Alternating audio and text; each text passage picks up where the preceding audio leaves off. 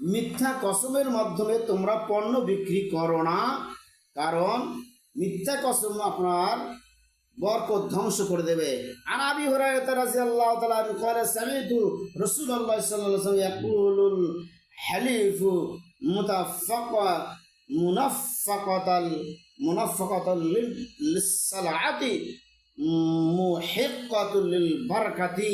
এখানে আবু হুরায়রা হাদিসটি বর্ণনা করে রাসূল সাল্লাল্লাহু আলাইহি ওয়াসাল্লাম, আবু হুরায়রা বলেন যে আমি রাসূলকে বলতে শুনেছি, তিনি বলেছেন যে মিথ্যা কসমের মাধ্যমে পণ্য বৃদ্ধি করে কিন্তু বরকত ধ্বংস করে দেয়।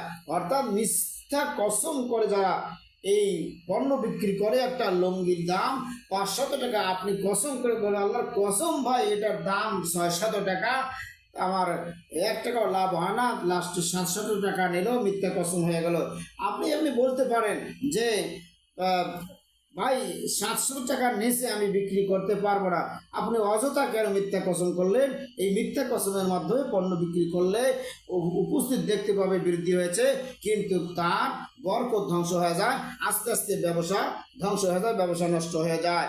সহিহ বুখারী 2087, সহিহ মুসলিম 1606, মিশকাত 2794 নম্বর হাদিস।